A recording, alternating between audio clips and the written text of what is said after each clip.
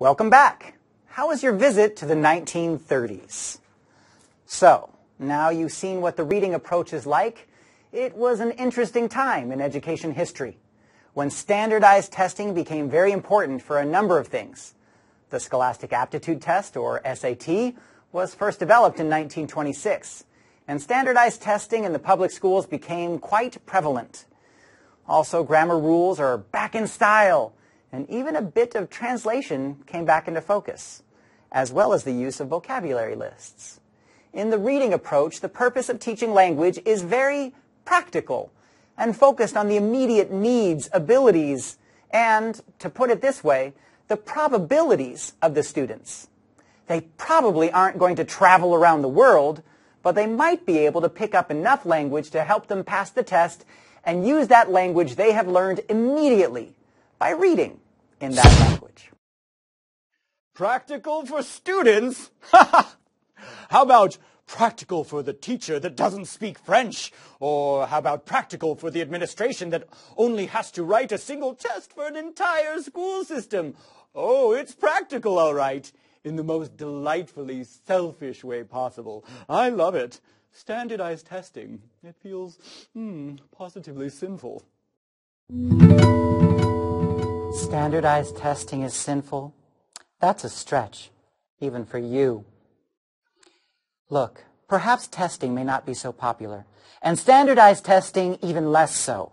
But the testing movement helped us actually attempt to know whether any of our techniques are useful or not. Without this testing movement, we wouldn't have such a rich number of studies that help us know what techniques to use. Sorry to interrupt your love affair with tests, but I'm not done. Let's pretend that testing really is all you say it is, and that we are all bunches smarter because of it. Are you really going to excuse an approach to language learning called the reading approach? Seriously, just reading? That doesn't seem a bit short-sighted to you? Reading, that's it? Sit quietly at your desks and read. So I swear, sometimes I feel like you're defending things that I should be defending. Ugh. Sit and read and take tests. Well, if that is what heaven has to offer, I think I'll stay right where I am. And what's wrong with reading? It was the 1930s. People couldn't just hop on a plane and fly across the ocean to find someone who spoke French. Reading was the best way for them to use the language they were learning. And reading books in a foreign language let them learn about the culture and other aspects of people who spoke the language almost as well as if they had actually visited that country. I'll bet you spend most of your time in the library. What's the matter? Don't have any real friends? Reading is boring, and people who read too much are boring.